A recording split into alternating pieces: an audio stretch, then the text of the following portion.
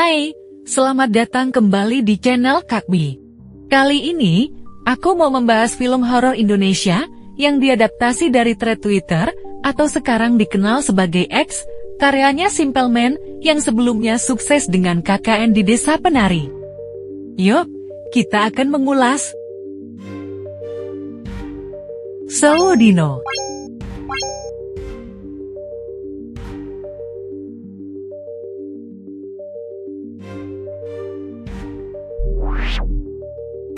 Film ini mengikuti kisah Sri, seorang gadis yang hidup dalam kemiskinan dan harus merawat ayahnya yang sedang sakit.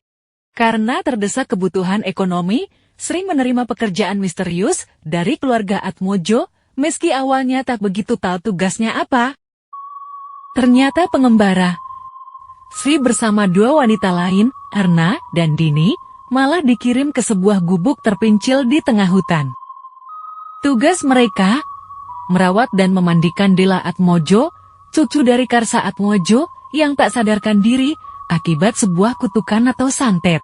Kurang lebih, mereka harus melakukan semacam ritual mistis selama 1000 hari.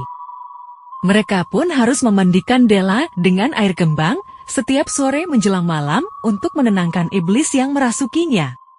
Jika gagal, nyawa mereka bisa saja menjadi taruhan. Seiring berjalannya waktu, Sri mulai menyadari bahwa mereka semua terjebak dalam perjanjian mistis. Teror demi teror pun terjadi, mengungkapkan rahasia kelam di balik ritual mengerikan ini. Nyawa mereka benar-benar dipertaruhkan jika gagal menyelesaikan tugas hingga hari ke-1000. Film ini berhasil menciptakan suasana seram dan mencekam, dengan rumah yang terkesan kuno, latar hutan terpencil, dan ritual mistisnya yang terasa nyata. Bahkan film ini berhasil menampilkan adegan-adegan cenderung gore dan banyak darah. Penampilan makhluk halus dan Dela yang dirasuki benar-benar bikin merinding. Tata rias beberapa karakter yang kena kutukan juga cukup mengerikan. Salah satu contohnya, luka-luka di badan Mbah Karsa yang menurutku memang agak menjijikan.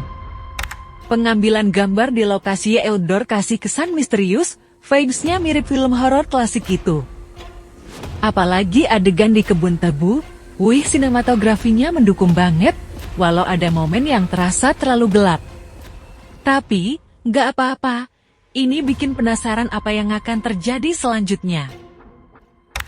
Cerita di film ini punya kejutan yang bikin tetap penasaran hingga akhir, dan keseluruhan ceritanya cukup menarik. Sebagai penyuka horor tanpa banyak jumpscare gini justru lebih bikin was-was. Tapi ini bukan berarti Sewodino nggak ada jumpscare, cuma menurutku film ini lebih fokus mengembangkan isi ceritanya. Mulai dari background Sei, sebelum masuk ke keluarga Atmojo, prosesnya dengan para roommate di gubuk, soal galian, hingga ending filmnya. Semuanya tertata dengan baik, walau agak lamban. Meskipun ceritanya menarik, cuma kecepatan alur cerita memang terasa agak bertele-tele di beberapa bagian. Ini bikin film jadi terkesan panjang dan lumayan melelahkan. Alur cerita yang paling terasa cukup lambat itu di bagian awal karena rada membosankan. Juga adegan berhadapan dengan si pengirim santet.